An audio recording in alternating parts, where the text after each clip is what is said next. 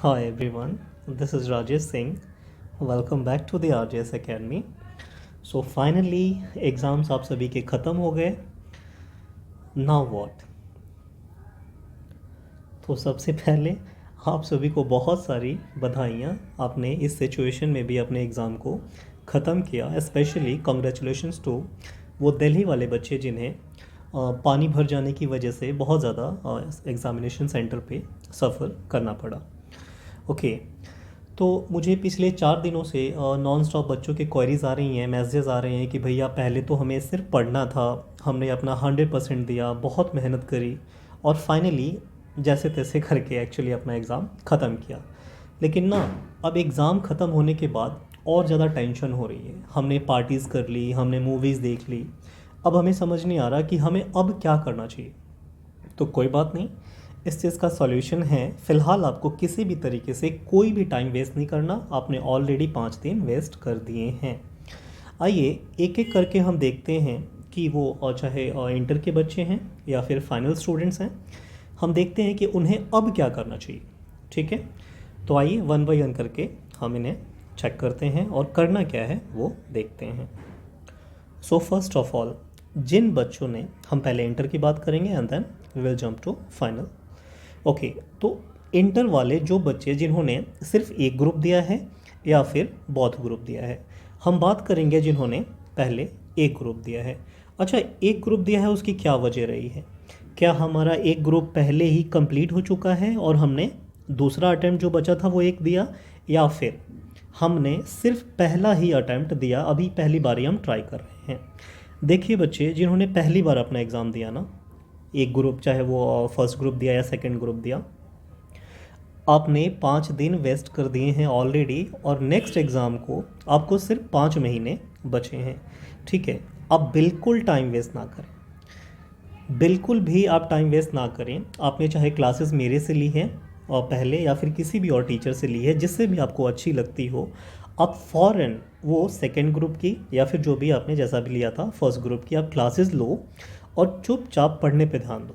ठीक है, आपके पास सिर्फ 5 महीने हैं और ये बहुत ही एक्चुअली कम है. आपको सिर्फ पढ़ना नहीं होता, आप कोशिश कीजिए कि आप जितनी जल्दी हो सके अपने पूरे सिलेबस को विद इन 3 मंथ्स अच्छे से ख़त्म कर दीजिए. उसके बाद आपको 2 महीने बचेंगे रिवीजन के लिए, और कोशिश कीजिए कि जो रिवीजन है ना वो कम से कम और ट्वाइस तो हो ही जाए मिनिमम. वो रिक्वायर्ड है, वो नहीं होगा आपका एग्ज़ाम नहीं होगा. ठीक है, तो आपके लिए तो मुझे कुछ ज़्यादा कहना ही नहीं है. अब हम आते हैं इंटर के वो बच्चों को जिन्होंने बहुत ग्रुप अटेम्प्ट किया है. ठीक है, ओके, हम अभी बात करेंगे जिन बच्चों ने दोनों ग्रुप दिया है. देखिए, आपके पास दो ही सिचुएशन हो सकती है. या तो पहली कि भैया हमने ना दोनों ग्रुप तो दिए साथ में, लेकिन कॉस्ट एंड एफएम का पेपर ना एक्चुअली टफ आया था. ठीक है, वहाँ ना थोड़ा बहुत हमें डाउट हो रहा है कि वो निकले ना निकले. तो ऐसा हो सकता है कि मे बी दूसरे ग्रुप में थोड़ा सा आपको डाउट रहा है, लेकिन पहला ग्रुप के लिए आप श्योर हैं कि वो तो निकल ही जाएगा. ठीक है, और दूसरे में आपको थोड़ा बहुत डाउट है. तो ये डिलेमा वाले बच्चे क्या करें? अगर आपको अभी से पता है ना कि मुझे ऐसा लग रहा है कि आप ना मतलब फीलिंग नहीं आ रही, वो गट फीलिंग नहीं आ रही कि मेरा हो ही जाएगा. ठीक है, आप देखिए, आप रिज़ल्ट का वेट ना करें. ठीक है, कि जब रिज़ल्ट आ जाएगा, क्लियर हो जाएगा, देन मैं सोचूंगा कि या सोचूंगी मुझे क्या करना चाहिए. आप बिल्कुल ऐसा ना करें. जब आप डाउटफुल खुद ही हैं ना, आप चुपचाप अगेन उसका ही रिवीजन करने में लग जाइए. ठीक है, आप भी फिर यहाँ पे आ जाते हैं कि आपको टाइम वेस्ट नहीं करना, आप प्रिपरेशन अपनी फिर से स्टार्ट कर दो. प्रिपरेशन क्या, हमने तो ऑलरेडी करके रखा है, हमें सिर्फ और सिर्फ रिवीजन लगाने हैं. ठीक है, आप मल्टीपल्स रिवीजन कीजिए तब तक, एटलीस्ट जब तक आपके और रिजल्ट्स नहीं आ जाते. ठीक है, दूसरा मैं उन बच्चों से कहूँगा कि जिन्होंने बहुत ग्रुप दिया है वो 100% श्योर हैं कि हाँ एग्ज़ाम बहुत ही अच्छा गया है. दूसरे स्टूडेंट के लिए भले ही कॉस्ट एंड एफएम का पेपर टफ आया हो, लेकिन हमने तो चैम्पियन है, हमने बहुत ही अच्छे से पेपर को ख़त्म किया है. हम बिल्कुल श्योर हैं कि रिज़ल्ट तो आना ही है. ओके, इन बच्चों के लिए मेरे पास कुछ स्पेशल बातें हैं. आइए हम देखते हैं कि हमें अब क्या करना चाहिए. देखिए, 2 महीने ना इंतज़ार करने से कोई फ़ायदा नहीं है. तो इस 2 महीने में आप क्या करेंगे उसके लिए मैंने ये कुछ की पॉइंट्स लिखे हैं, आपको ये करना चाहिए. देखिए, आपको ना अपने सॉफ्ट स्किल्स पे बहुत ज़्यादा काम करने की ज़रूरत है। भैया कैसी सॉफ्ट स्किल, ये करके हम क्या करेंगे? देखिए, आपको पता है इंटर तो हो ही जाना है, फर्दर आप जाएंगे इंटर्नशिप के लिए। ठीक है, वहाँ ना आप इजीली नहीं जा पाएंगे। आपको अच्छी जगह पे जाना है, तो आप में ये कुछ मैंने 4 पॉइंट्स लिखे हैं, इसकी बहुत ही अच्छी नॉलेज होनी ज़रूरी है। तो वो क्या क्या हैं, वन बाय वन करके हम देखते हैं। देखिए, जब आप पढ़ रहे होते हैं ना, तो आपका दिमाग सिर्फ किताबों में होता है। और ये कंप्यूटर्स, बेसिक नॉलेज और एम एस ऑफिस वगैरह, ये सब की अगर मैं बात करूँ तो बहुत सारे बच्चे ना इसे ऑप्शनल ट्रीट करते हैं कि यार अभी क्या, जब ज़रूरत होगी तब सीख लेंगे। कुछ होते हैं कि वो अपना इक्वली लेके चलते हैं। ठीक है, मैं मान के चलता हूँ कि इसकी आपको ज़्यादा नॉलेज नहीं है। हाँ, सैप के लिए आपने दिया था और वो क्वालिफाई भी किया है, लेकिन बुरा ना मानिएगा, वो सफिशिएंट नहीं है। ठीक है, तो आपको क्या करना चाहिए? देखिए, फर्स्ट ऑफ ऑल ना, एम एस ऑफिस आपको बहुत ही अच्छे से आना चाहिए और इंटर्नशिप ज्वाइन करने से पहले। ठीक है, एम एस ऑफिस में भैया क्या क्या, देखिए स्पेशली अगर मैं जहाँ कहूँगा की पॉइंट्स है कि आपको ना एडवांस एक्सेल आना चाहिए। कुछ बच्चे बेसिक एक्सेल यूज़ कर लेते हैं, फार्मूलाज वगैरह पुट कर लेते हैं, उन्हें लगता है कि उन्हें एक्सेल आ गई। ऐसा कुछ नहीं है।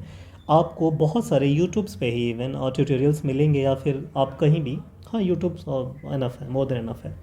आप अपने एडवांस एक्सेल पे काम कीजिए। ठीक है, टैली की अच्छी खासी नॉलेज रखिए, ये आपको तो करना ही करना है।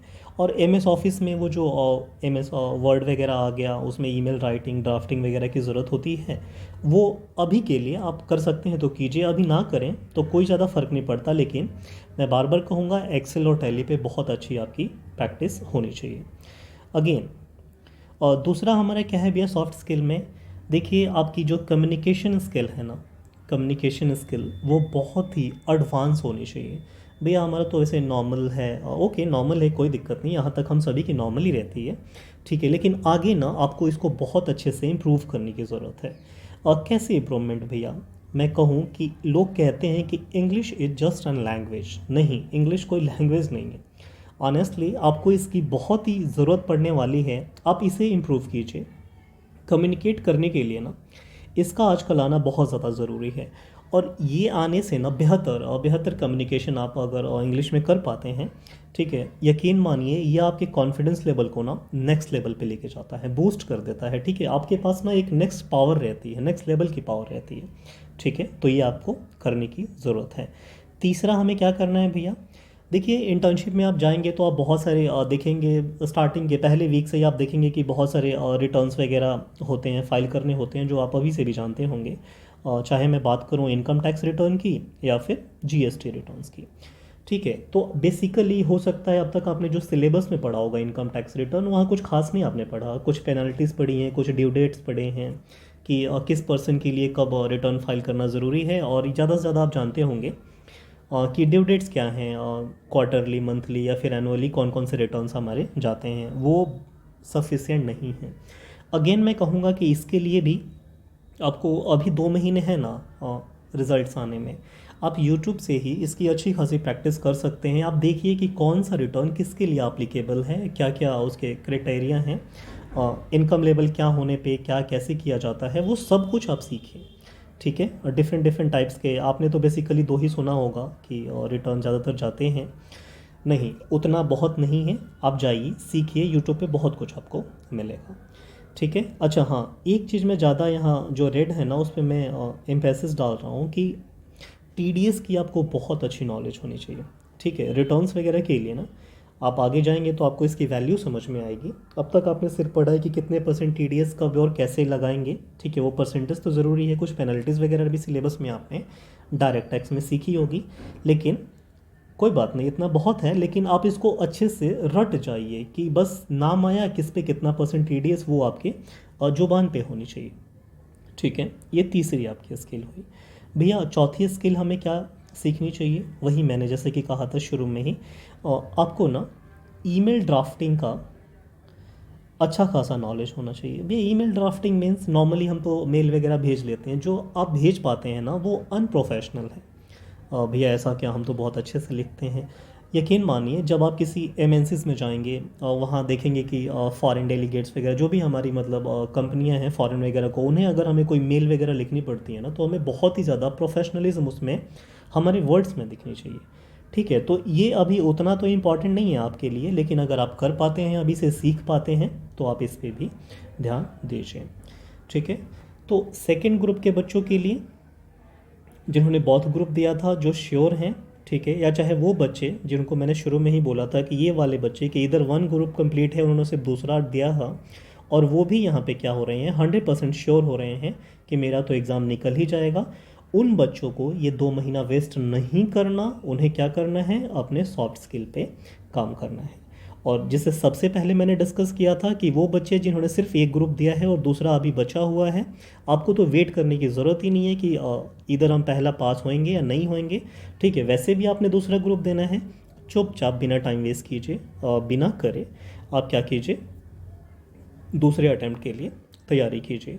मैंने यहाँ 5 महीने लिखा है, एग्जैक्टली 5 महीने हैं भी नहीं आपके पास, 4 से 4.5 महीने ही बचे हैं अगर एग्ज़ाम टाइम पे हो जाए, और आई होप कि एग्ज़ाम इस पर टाइम पे ही होनी चाहिए। ठीक है, तो इंटर के लिए बस इतना ही है, किसी भी सिचुएशन में आपको टाइम वेस्ट नहीं करना, दैट्स ऑल।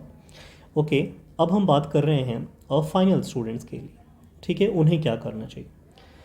देखिए, वैसे तो इक्वली मैं आप ही के लेवल का हूँ। ठीक है, मेरा बस एग्जाम्शंस हैं, बस एक आध पेपर रह गए थे, तो आई होप कि मेरा निकल जाना चाहिए। खैर, अब देखिए, आप जैसे बच्चों को क्या करना चाहिए, या तो आपने कोई एक ग्रुप दिया है। ठीक है, एक ग्रुप मेरा कहने का मतलब, या तो आपने ग्रुप 3rd दिया है या फिर ग्रुप 4th दिया है, देखेंगे इसमें क्या क्या क्राइटेरिया हैं, या फिर आपने फाइनल के 3rd एंड 4th दोनों ग्रुप एक ही साथ दिए हैं। ठीक है, पहले हम पहले वाले बच्चों की बात कर लेते हैं। देखिए, पहले तो वो बच्चों की मैं बात करूं कि जिनका ना ग्रुप 3rd ऑलरेडी कंप्लीट हो चुका है। ठीक है, यकीन मानिए आप बहुत नज़दीक पहुंच चुके हैं अपने CMA के डिग्री के पास। ठीक है, क्योंकि हम सभी जानते हैं कि ग्रुप 3rd ना कंपैरेटिवली ग्रुप 4 के बहुत ही ज़्यादा लेंदी है, टफ़ है। ठीक है, तो आपने टफ़ पोर्शन ऑलरेडी कवर कर लिया है, तो ग्रुप 4 ना कंपैरेटिवली ईजी है। ठीक है, और आपने इसी का इस बार एग्ज़ाम दिया है, तो आई एम श्योर कि आपका निकल जाना चाहिए। ठीक है, बिल्कुल ही निकल जाएगा अगर आपने अपना 100% दिया है। ठीक है, तो आपको फिर क्या करना चाहिए ऐसे सिचुएशन में। देखिए, आप श्योर हैं कि आपका एग्ज़ाम निकल ही जाएगा इस बार, और निकल ही जाना चाहिए। देखिए, आपको क्या करना चाहिए, इंटरव्यूज़ हैं आगे। ठीक है, उसके लिए भी ज़्यादा टाइम नहीं मिलता रिज़ल्ट के बाद। ठीक है, तो आप अपने इंटरव्यूज़ के लिए क्या कीजिए, प्रैक्टिस कीजिए। ठीक है, कैसे करना है, क्या करना है, आप मुझसे बेहतर आपके जो सीनियर्स हैं वो आपको गाइड कर सकते हैं। ठीक है, हाँ, एक चीज़ मैं ज़रूर आपसे कहूँगा कि आप CFR के टच में रहें। क्यों रहें, आप बेहतर समझते हैं। ठीक है, आइए, दूसरा हम उन बच्चों की बात कर रहे हैं कि उनका ना, जैसे कुछ बच्चे क्या करते हैं शुरू में इंटर कंप्लीट होने के बाद वो देखते हैं कि ग्रुप 3rd ना यार टफ लग रहा है, पहले काम करते हैं ग्रुप 4 ही निपटा देते हैं, एंड देन हम ना ग्रुप 3 को देखेंगे जब हमें बहुत ज़्यादा मैच्योरिटी आ जाएगी, बहुत ज़्यादा सफ़र करने की कैपेसिटी आ जाएगी। ये कुछ प्लानिंग करके बच्चे इसलिए भी करते हैं। ओके, तो मैं आपसे कहूँगा कि आपका ग्रुप 4 ऑलरेडी निकल गया था, इस बार आपने सिर्फ ग्रुप 3 के लिए एग्ज़ाम अपीयर किया है। ठीक है, ओके, और फिर आपको क्या करना चाहिए। देखिए, आपको भी अगर आप लगता है कि पूरे श्योर हैं कि हाँ एक ही ग्रुप तो बचा था और मैंने ना बहुत ज़्यादा मेहनत करी है ऑनेस्टली, और मुझे बहुत ही गुड फीलिंग आ रही है, पॉजिटिव वाइब्स आ रहे हैं कि हाँ मेरा तो एग्ज़ाम निकलना ही है, देन अगेन आप ना इस कैटेगरी में हो। और आपको क्या करना चाहिए मैंने अभी बताया। आप अपने इंटरव्यूज़ के लिए अगर आप स्पेसिफिकली श्योर हैं कि मुझे एक पर्टिकुलर कैंपस में तो जाना ही है, एक पर्टिकुलर कंपनी में भी जाना है, तो आप उस कंपनी के बारे में रिसर्च और फर्दर क्या क्या क्राइटेरिया हैं उसमें आप रिसर्च करना शुरू कर दो। कैसे भी करके आपको इंटरव्यूज़ निकालने हैं, उसकी प्रिपरेशन अगेन आप शुरू कर दो। अच्छा, अंत में मैं उन बच्चों की बात कहूँगा जिन्होंने या तो सिर्फ पहली बार ही फाइनल के किसी एक ग्रुप को दिया है, आइदर 3rd ग्रुप दिया है या फिर 4th ग्रुप दिया है। देखिए, आप तो बिल्कुल ही टेंशन में ना रहिए, भगवान करे कि आपने जो एक ग्रुप दिया है वो जल्दी से आपका निकल जाए। निकल जाता है, बहुत अच्छी बात है, आपके पास सिर्फ एक ग्रुप वैसे भी बचना है। अगेन मान के चलिए थोड़ा सा कि किसी भी समहाउ आपका नहीं निकल पाया, तो भी कोई बात नहीं, अगली बार आप दोनों ग्रुप वैसे भी देंगे, क्योंकि फर्स्ट में ना आई नो आपने बहुत मेहनत करी होगी। ठीक है, तो आपको क्या करना है, रिवीजन करते जाना है एक ग्रुप के लिए और दूसरे के लिए प्रिपरेशन करते रहना है। ठीक है, तो आपको तो टाइम वेस्ट ही नहीं करना, मैंने यहाँ लिखा है आपको क्या करना चाहिए, start preparing for another group. ठीक है, तो आई होप आपको ये क्लियर है। अच्छा, दूसरा फिर मैं अब जंप करता हूँ उन बच्चों पे जिन्होंने फाइनल के दोनों ग्रुप एक साथ दिए हैं, I mean third and fourth दोनों एक साथ दिए हैं। देखिए, फिर वही बातें आ जाती हैं यहाँ पे कि अगर आप डाउटफुल हैं, डिलेमा में हैं कि मान लीजिए CFR टफ आता है और एक्चुअली आया भी है ठीक है, कि उसमें आप थोड़ा बहुत आपको डाउट लग रहा है, या फिर किसी भी और दूसरे पेपर में कि मुझे ना थोड़ा सा मतलब डाउट है कि मेरा नहीं हो पाएगा, या फिर मैं बीच बीच में हूँ कि हो भी जाएगा नहीं भी हो पाएगा। ब्रदर देखिए, आप टेंशन ना लीजिए, हो गया तो अच्छी बात है।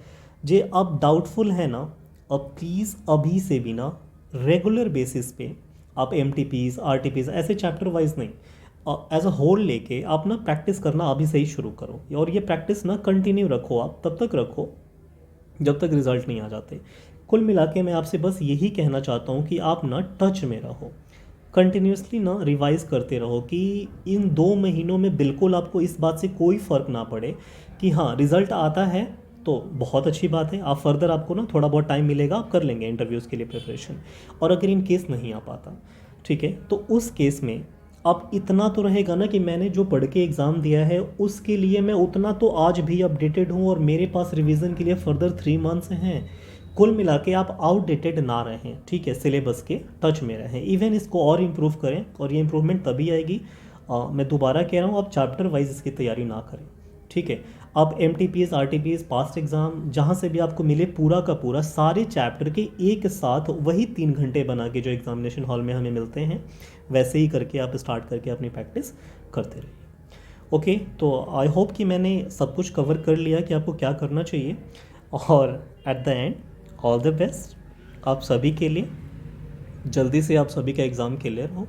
ठीक है, और फाइनल का तो नहीं, मैं थर्ड ग्रुप के बच्चों के थर्ड ग्रुप के लिए अभी मैंने स्टार्ट करा, वो अभी रिकॉर्डिंग नहीं हो पाएगी, फेस टू ही फेस पॉसिबल है। लेकिन जो बच्चे इंटर वाले हैं वो मुझसे अगर क्लासेस लेना चाहते हैं तो डिटेल्स में मेरा नंबर है, ठीक है, आप मुझे व्हाट्सएप कर सकते हैं, रिकॉर्डेड मिल जाएगी। और फिलहाल हमने अपना फेस टू फेस स्टार्ट करा है क्लासेस, ठीक है, तो आप अगर लेना चाहते हैं तो क्वेरी आप कर सकते हैं। हाँ, ज़्यादा एडवर्टाइजिंग नहीं, फ़िलहाल मैं इसी पर्पज़ के लिए यहाँ आया था कि जो बच्चे डाउटफुल थे उन्हें क्या करना चाहिए क्या नहीं करना चाहिए वो क्लियर हो जाए। आई होप आपको क्लियर हो गया होगा। Okay, all the best. अभी के लिए बस इतना ही। थैंक यू सो मच, फिर मिलते हैं हम नेक्स्ट लेक्चर में। Bye bye.